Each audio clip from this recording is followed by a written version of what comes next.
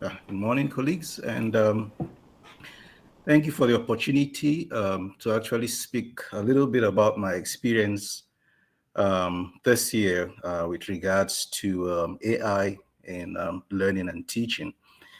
I think it's been a very interesting few years that we've had, and if you go back, say probably 7, 8 years. What we've had is sort of been a series of events that have sort of upset the apple cart with respect to the smooth running of teaching and learning at the university. I remember the first few days of fees must fall and how it felt like the normal process of teaching and learning has been turned on its head. And then we had COVID not too long ago. That's forced everyone now to become experts in online teaching and learning. And we've got load shedding with ESCOM. And then earlier this year, there suddenly became a lot of chatter on the internet about AI and what AI could do. The interesting thing is that AI has been around for as long as we probably have had computers. And if you look at earlier versions of AI, like your Deep Blue, IBM's Deep Blue, that were sort of designed specifically to function for specific tasks. But as time has gone on, we've sort of had diversification with your AI, and it's become a lot more and more closer to what you may call artificial intelligence. And we've sort of come to a point where we are now, where the development of your natural language models have sort of moved AI from niche applications now into practically every facet of daily life.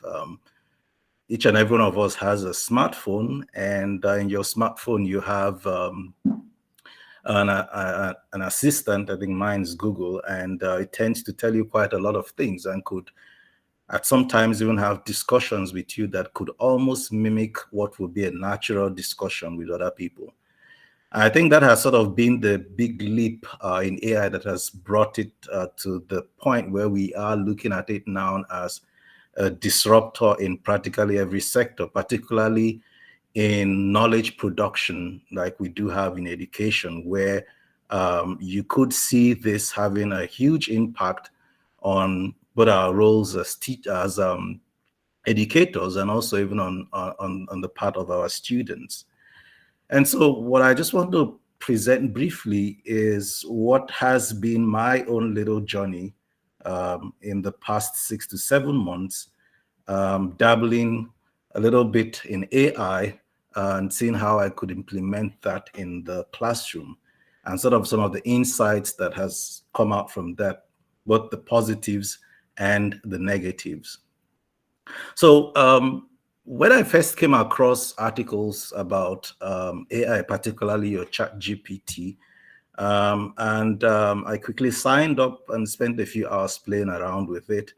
My first sort of response to it was that finally I have a teaching assistant right there on my fingertips that at that point was for free. I could ask it to do all sorts of things. You know, it could create lecture slides for me, particularly my teaching in pharmacy and pharmacology, where I use lots of case studies in teaching. One of the things that sort of got me really, interested was that it could create case studies for me. I could just put in a few parameters, and it could create realistic case studies for me. And that cut off hours of sitting down and trying to work out new novel case studies that would test my students in their learning. And now I could just do it in a matter of minutes, and I have my case studies. The other thing also was that it could actually create questions for me. So previously, where if I had to set quizzes, your MCQs, I mean, it was a nightmare setting these and coming up with not only the questions, but also coming up with the options that could best test your students. Now I had a system that I could just put in my study material and ask it to create 50 MCQ questions. And in a matter of minutes, I have my 50 MCQ questions. So initially, it felt like having ChatGPT was a tool that one really needed in the period where um, there's very little time for you to actually accomplish all that you would want to accomplish in terms of teaching. And at that point, I saw it more from the perspective of a tool that could save time on me on some of the mundane tasks that are associated with my teaching and learning. And then I could focus more of my time on actually the one-to-one with students and other much more deeper aspects of the learning process for students. But what I also found out is that there are a whole host of other possible implementations for AI in teaching and learning. Some of them sounded quite realistic. Others, for example, using it to mark or assess your students, or to actually act as a sort of a one-on-one tutor for students, seemed to me to be almost like a threat in terms of sort of taking away part of what my job was. Now, if I've got my AI setting the questions and the AI marking the questions and the AI tutoring my students and following up on my students' progress, then what exactly then is my role within this whole process? Am I just the one just pressing the buttons and not really doing much more? But however, things sort of took a wrong turn when I got a couple of emails from students who had a little bit of a problem with one of my tests. And when I read the third email in a row, suddenly something struck me that initially the language and sentence construction didn't just sound like my students. And so I decided to go back and look at a few of these emails again. And suddenly I could see that there was a clear structure to these emails. Essentially, my students had also discovered ChatGPT and was actually using ChatGPT to generate emails to me complaining about my assessment methods.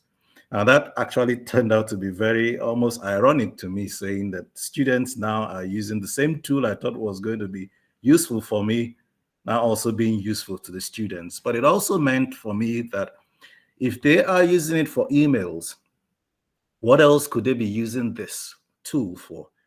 And how would this impact on my teaching and learning?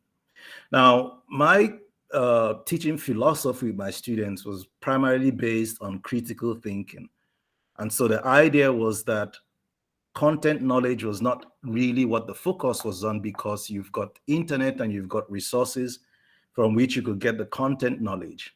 But the key thing was to train the students on how to do critical thinking. So looking at the content knowledge and applying this to specific patients or populations, and through that to solve the pharmacotherapeutic problems that their patients or populations could have. But then now we've got AI that somewhere falls into within this critical thinking part. Now, it could also take my content knowledge and it could apply it to specific patients or to specific patient populations. And that meant it could also give solutions to my pharmacotherapeutic problems. And so for me, that now became a huge question as to what exactly would I be training my students for? Do I still continue training my students on critical thinking? What if they just say, well, I can always just go on to an AI tool to do this critical thinking part of it for me, and I just put down the answers? And that then for me brought up the question that in practice, which is more or else what we train our students for, but not only the practice as it is for today, but the practice as they will be practicing in the future. Will these AI tools now take the role of critical thinking? Do the students still need to have these critical thinking abilities, or will the AI sort of stand in there and then students just become a conduit between this AI and patients or other healthcare providers? And I looked at what some of my options were in trying to figure out what to do or how to modify my teaching now in this period of AI. One of the options was to police students' use of AI. So just like the previous speaker had spoken about, some universities have come down on it and say no AI at all. And the question there is using chat GPT plagiarism? And in what form is it plagiarism?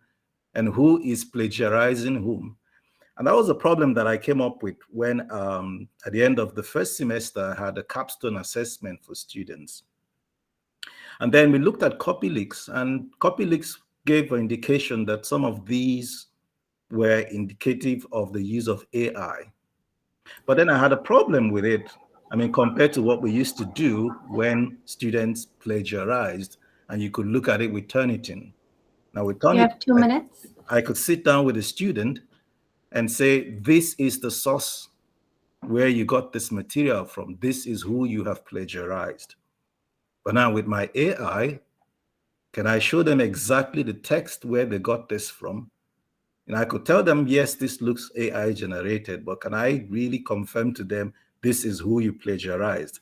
So that sort of became a question for me in terms of how do we police the use of AI? The other option was, do I bring AI into the classroom as an aid to critical thinking? So in the past, when the use of internet resources was initially coming along, we also had these discussions. Do we allow students to look at these materials? Are they meant to have all this information in their head?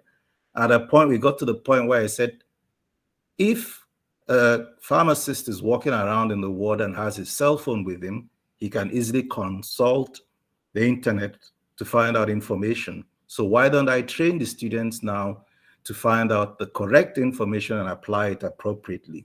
So could I also do the same with AI?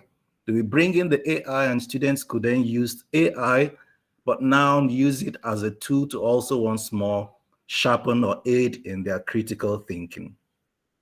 But lastly, also, what about some of the students who may not be this tech savvy? I might just have about 10, 20% of my students who know about AI and who've used ChatGPT or any of the other tools.